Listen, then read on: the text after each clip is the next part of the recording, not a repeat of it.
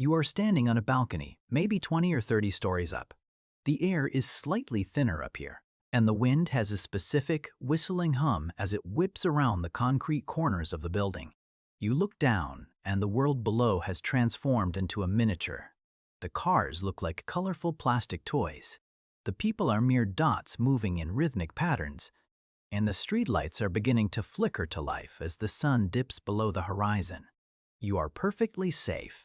You can feel the cold, solid weight of the steel railing against your palms, and you know for a fact that the engineering holding this structure together is flawless.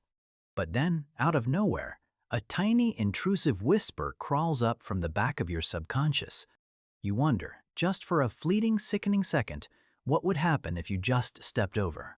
It isn't a desire to die, and it isn't a sign of hidden depression. Instead, your body reacts with a sudden, violent jolt of electricity. Your stomach drops through the floor. Your knees feel like they've turned to jelly, and you feel this bizarre magnetic pull toward the open air. Your vision begins to swim just a little bit, the horizon tilting as your eyes lose their grip on the stationary objects behind you. There is a faint, high-pitched ringing in your ears. A sudden silence where the wind seems to stop. And for a heartbeat, the only thing you can hear is the frantic thrumming of blood in your temples. You step back, heart hammering against your ribs, wondering what is wrong with you. You've just experienced the Void Schema. It is a moment where your ancient survival hardware runs a simulation so terrifyingly realistic that your conscious mind confuses a warning for an actual urge. It is the brain's way of keeping you alive by scaring the life out of you. A safety overcorrection that has been hard-coded into our species for millions of years.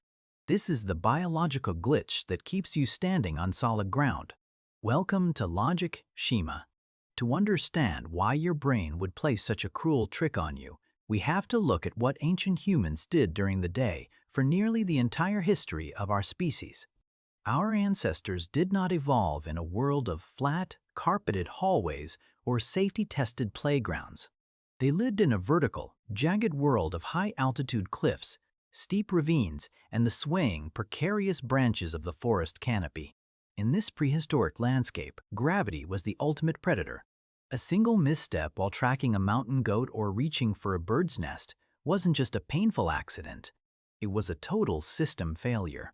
Falling from a significant height was one of the primary ways our ancestors actually died, long before they ever had to worry about modern ailments like chronic heart conditions or sedentary diseases.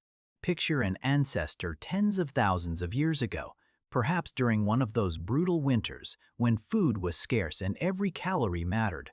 He is tracking a wounded ibex across a crumbling limestone shelf high in the mountains.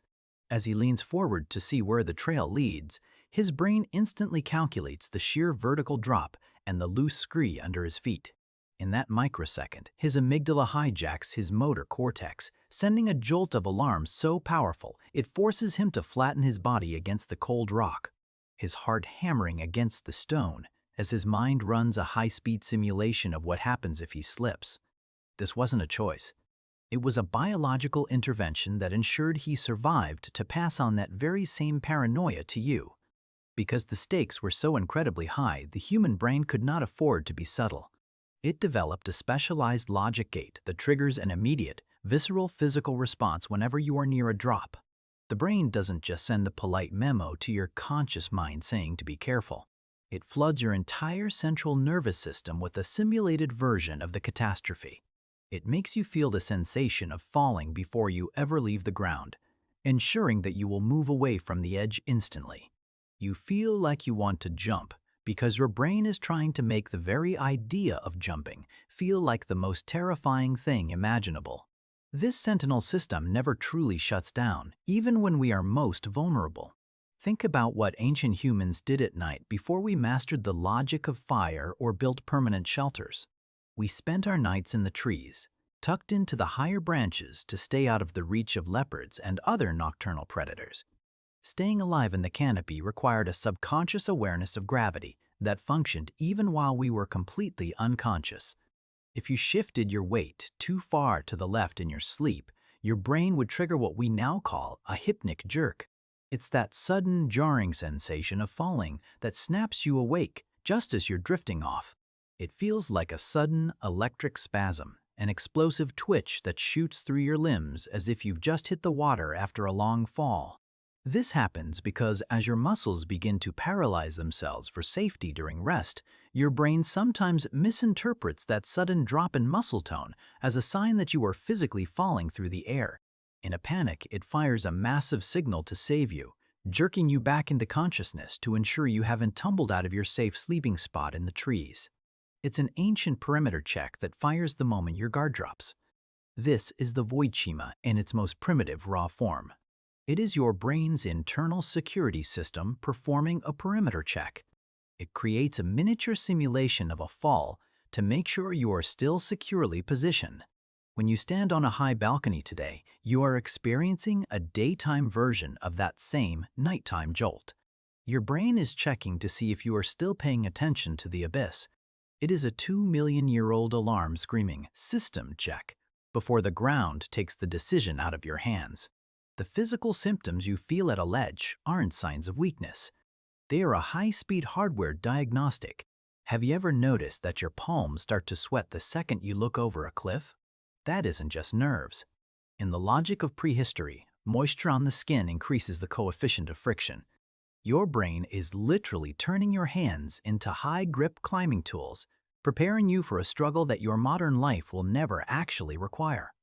There is also the phenomenon of tunnel vision, where the world around the edges of your sight suddenly goes dark and blurry. Biologically, your brain is performing a resource audit, shunting all available oxygen and neural processing power away from your peripheral vision and dumping it into the center of your gaze. It wants you focused on exactly one thing, the point of contact between you and the ledge. By narrowing your focus, it eliminates distractions, making sure you don't look away from the danger or lose your orientation. Your eyes become a dedicated tracking system, locked onto the only thing that matters for your immediate survival. And those jelly knees? That is a motor lockout. Your brain is so terrified of you making a mistake that it temporarily disables the large muscles in your legs to prevent any sudden, erratic movements. It would rather you be unable to move at all than risk you moving in the wrong direction. The voice in your head that wonders about stepping off is actually the sound of a biological siren hitting its highest possible frequency. It is a sensory overload that your conscious mind misinterprets as a command, but in reality, it is the biological equivalent of an emergency brake being slammed to the floor. There is a deeper reason this sensation feels so personal. In ancient tribes, humans had no private life. Your standing within the group was your only true protection against the world. To the ancient brain, being rejected or dropped by the tribe was functionally the same as falling off a cliff. If you were exiled, you were effectively a dead man walking, unable to survive brutal winters or find food on your own. Think about the moment you realize you sent a private complaining text to the very person you were complaining about. In that split second, you feel that exact same sickening drop in your stomach, as if the floor has literally vanished beneath your feet. Your heart rate spikes, and your palms start to itch with that prehistoric sweat, even though you aren't in any physical danger.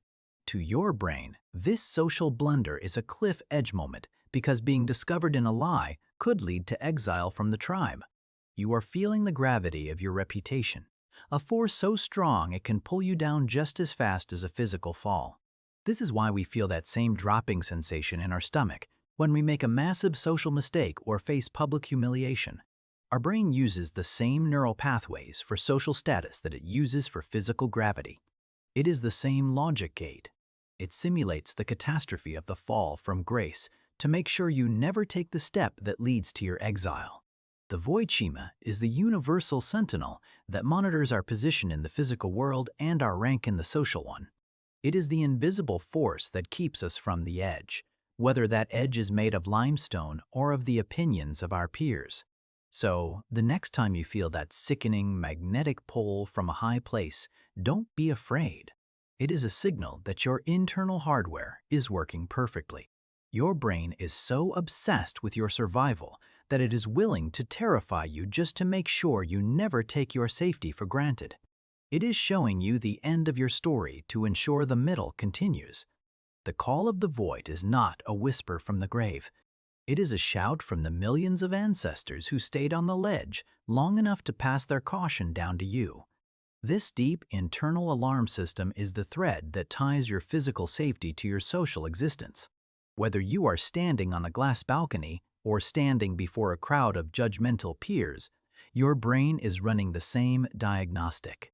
Are you secure, or are you about to fall? It is a reminder that in the eyes of our ancient hardware, there is no difference between a sheer drop and a social rejection. Both represent a moment where the safety of your world could shatter in an instant. The void is always there, and your brain is the only thing brave enough to stare back at it for you. Subscribe to Logic Schema as we decode the human blueprint, one glitch at a time. When your brain shows you a vision of your own death, it isn't a suggestion. It's a threat, and right now, it's watching the edge more closely than you are. Thanks for watching, and stay curious.